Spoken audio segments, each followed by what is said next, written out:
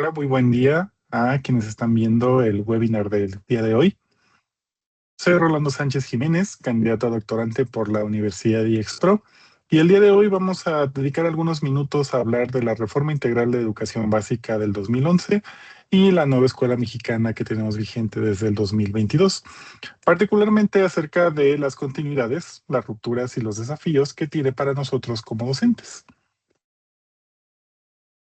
En los últimos años hemos escuchado con frecuencia los términos como competencias, aprendizajes clave, campos formativos, ejes articuladores o, bueno, el propio término, la nueva escuela mexicana.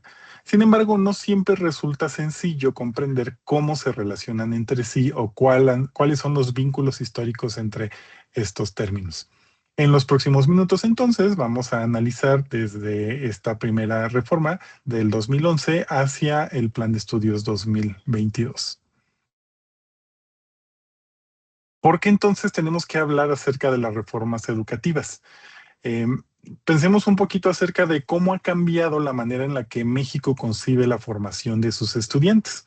Las reformas educativas no son únicamente modificaciones administrativas o cambios que se hacen en los documentos curriculares. En realidad, cada reforma expresa una determinada visión sobre el conocimiento, sobre la sociedad y sobre el tipo de ciudadano que se desea formar. Para responder esta pregunta, vamos a recorrer tres momentos fundamentales. Primero, la reforma integral de la educación básica en 2011. Después, el modelo educativo 2017, conocido como aprendizajes clave. Y finalmente, el plan de estudios 2022, asociado con la nueva escuela mexicana. Nuestro recorrido va a estar organizado alrededor de estas cinco preguntas. Primero, vamos a analizar la diferencia entre el modelo educativo 2017 y el plan 2022. Después, vamos a revisar los cambios más importantes de cada una de estas reformas y posteriormente vamos a observar cómo evolucionan los campos formativos. Más adelante exploraremos las teorías pedagógicas que sustentan cada propuesta y finalmente abordaremos una pregunta que sigue generando debate académico. ¿Qué es realmente la nueva escuela mexicana? Si observamos esta línea del tiempo, podemos identificar una evolución interesante. Para 2011, el centro de la atención fue el desarrollo de competencias para la vida. Ya para 2017, el discurso se fue desplazando hacia los aprendizajes considerados esenciales para el desarrollo integral, de ahí el nombre aprendizajes clave. En 2022 aparece una preocupación más amplia vinculada con la inclusión, la justicia social, la comunidad y la transformación del entorno. No se trata entonces de simplemente reemplazar conceptos. Cada etapa responde a preocupaciones sociales distintas y refleja diferentes maneras de comprender la función de la escuela. La reforma integral de la educación básica en 2011 se construyó alrededor de una palabra clave: competencias. La idea fundamental era que los estudiantes no solo adquirieran conocimientos, sino que fueran capaces de movilizarlos en situaciones reales.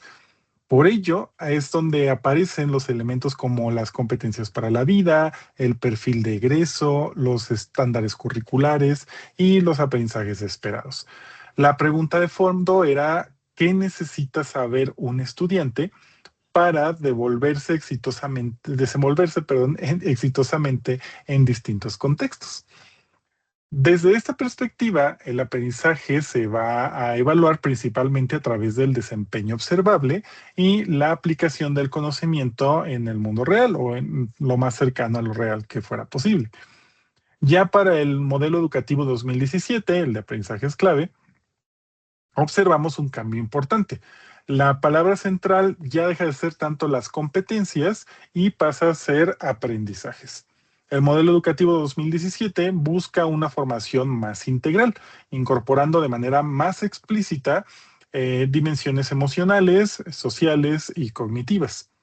Aparecen entonces con mucha fuerza la educación socioemocional y la autonomía curricular.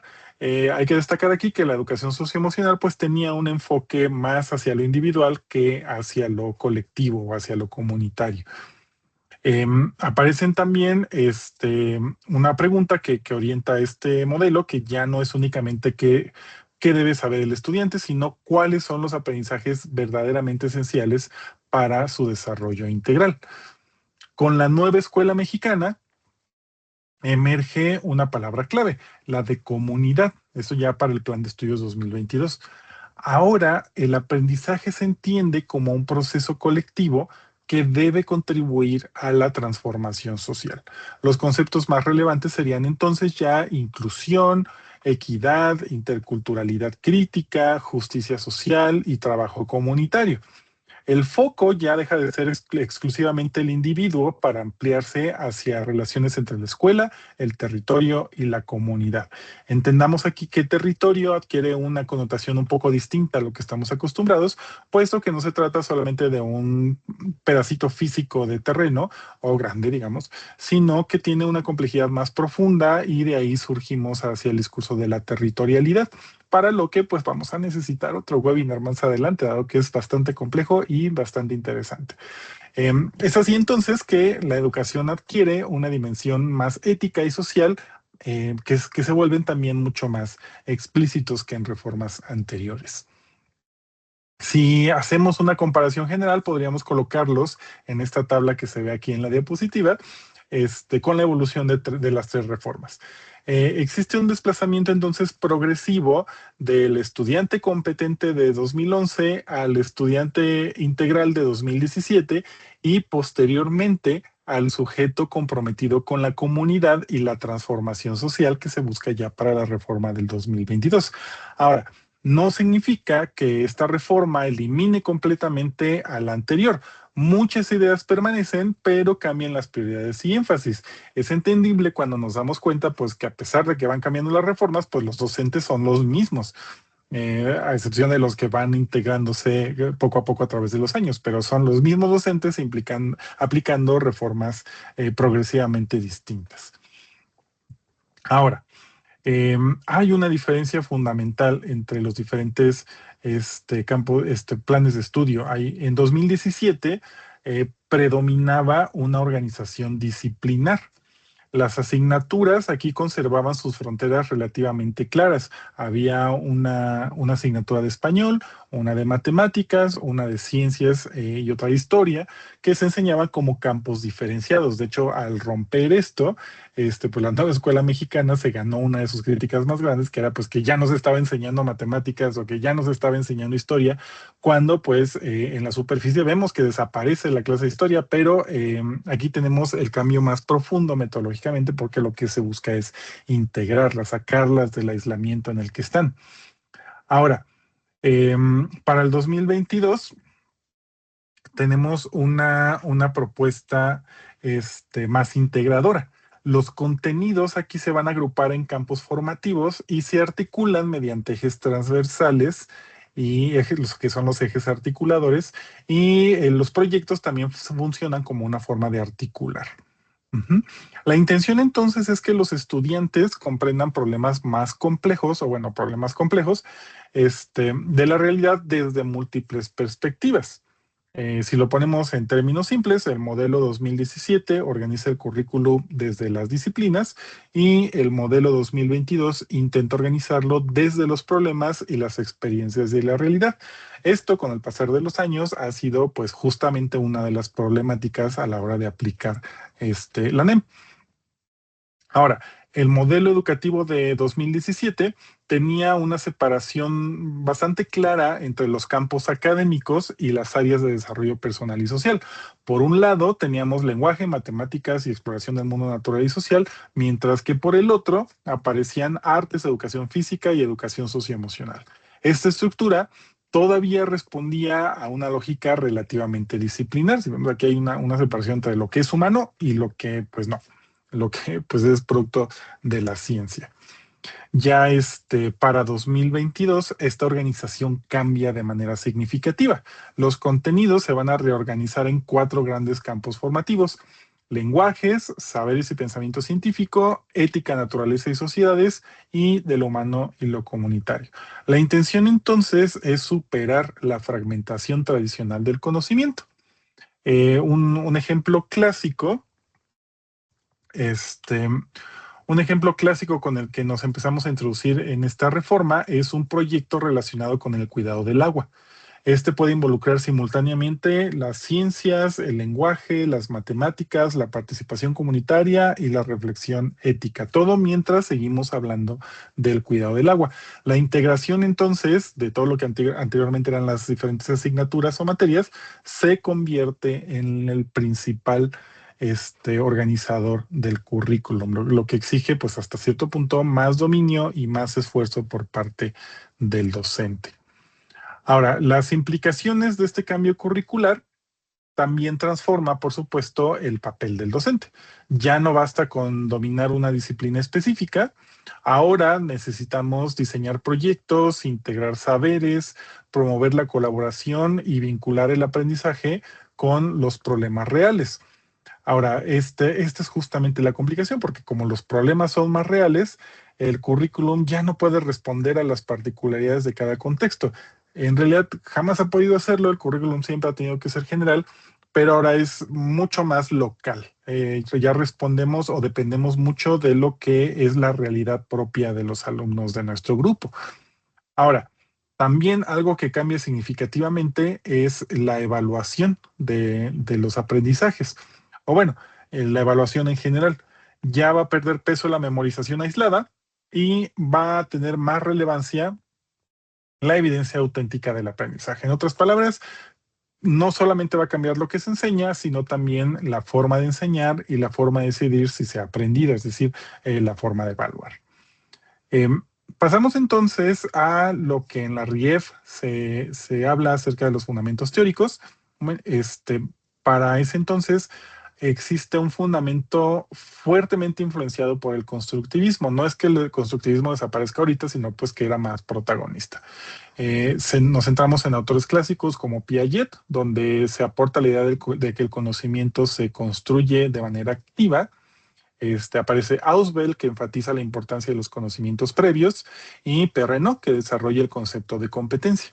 El resultado para esta reforma es una visión centrada en el aprendizaje activo y en que se apliquen los conocimientos que se van adquiriendo.